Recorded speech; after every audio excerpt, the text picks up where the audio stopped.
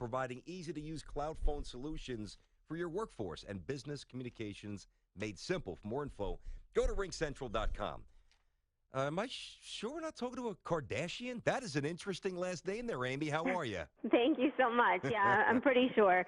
But definitely gets me reservations at restaurants pretty easily. Oh, so that's and good. because you're not the Kardashians, they actually let you stay at the table, I'm sure. Right.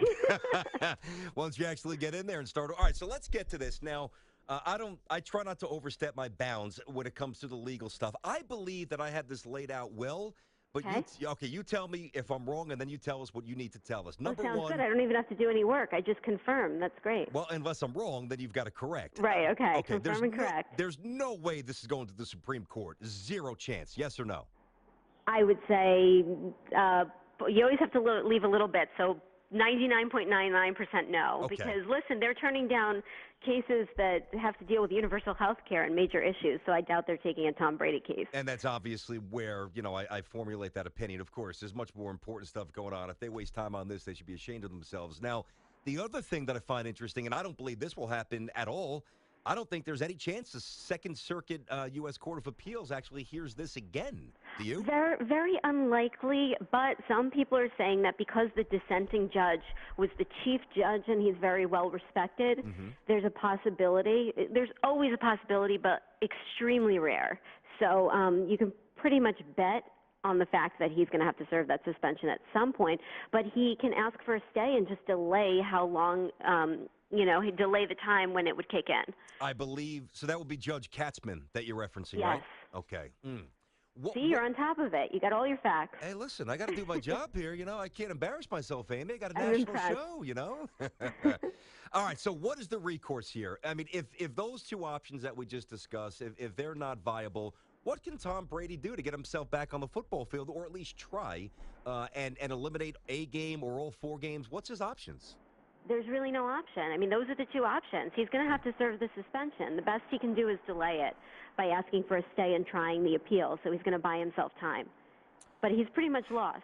Let me ask you this. In terms of that makes sense. In terms of buying time, would he be able to buy enough time where this could get kicked down the road for years or months, where he can maybe conceivably play in week 1 or week 2?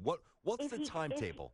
Well, the timetable would probably be months for the Second Circuit to decide whether they want to re-accept the hearing. Okay. But for the Supreme Court, that could take a year or more. I mean, it's hard to tell exactly how long, but listen, they're petitioned. I don't think he's going to go that route, though, because why would he waste the money on lawyers? But they're petitioned all the time. And it takes them a really long time to get to these cases to decide. Also, I read somewhere that he had renegotiated his contract so that he's making less money in seasons 2016 and 2017 as his base salary. Correct. And so because of that, he may want to serve the suspension right away so that he takes less of a hit when he misses the games. Yeah, it's an interesting point. Talking to Amy Dardashtian, sports legal expert, with us here on Tiki and Tierney, CBS Sports Radio. Teek's off. He's back tomorrow. Amy, let me ask you this. The time frame, all right, so just as a point of reference, so, I mean, completely different scale.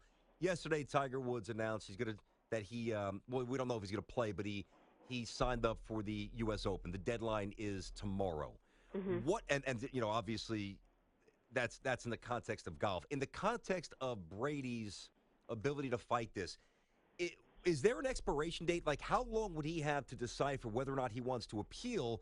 And I'm talking about the Second Circuit here, because if it's 3 months, why not max out and like at 2.5 months? And then if it's going to take 2, 3, 4, 5 more months to settle this, he plays the whole season. Yeah, it's not that long of a time frame. I believe that he only has like 2 weeks to petition. Oh, it is that? Okay. So it's pretty quick. All right. But, I mean, I don't know if you want to touch upon what kind of precedent this sets. Of course. Let's hear it. Yeah, what do you think? I think it's really important to say that, this stands for the fact that Roger Goodell can basically be the judge, jury, and executioner. He can investigate violations, he can punish them, and then he can sit on the arbitration panel and decide whether his punishment sticks. And this is all because the players' union gave him this power in the collective bargaining agreement. So the basis for the judge's decision in this case is they basically say, listen, we can't decide whether Tom Brady's guilty. We can't decide whether 4 games is the appropriate suspension. We have punishment rather. We have to decide though whether Roger Goodell acted within the scope of his authority given to him under the collective bargaining agreement. And because he's allowed to basically punish for anything that's conduct detrimental to the league, and he decides what's conduct detrimental to the league, then yeah, he acted within the scope of his authority. So if he thinks that Brady tampered with the balls and he thinks tampering with balls is conduct detrimental to the league, then he acted within the scope. If he thinks that Brady destroyed his cell phone and he thinks that that's obstruction of justice and that that's conduct detrimental to the league, then he can punish with a suspension for that too. I think you laid out well, and you're 1,000% right. And I think a lot of people, Amy, are, and this is probably more of a football thing, less legal. Well, I mean, partially legal for sure, but I think a lot of football fans are associating the ruling with the judges, in essence, saying that they believe Tom Brady's guilty. But as you correctly point out, and using the word guilty for something as trivial as this is almost an embarrassment, so I hate to even do it. What a joke.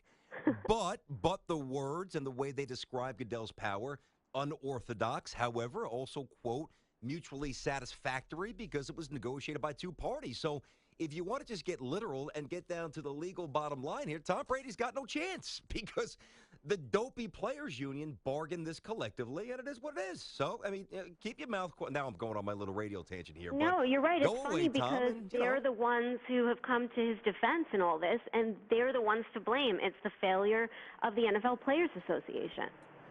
Interesting stuff. Boy, I'm sure. Where does this rank? I mean, I don't know exactly how much time you spent on, say, the PED scandals in baseball or some other issues that transcend and become mainstream and certainly pop culture. Is this one of the quirkier stories that you've ever covered? I would imagine it is, right?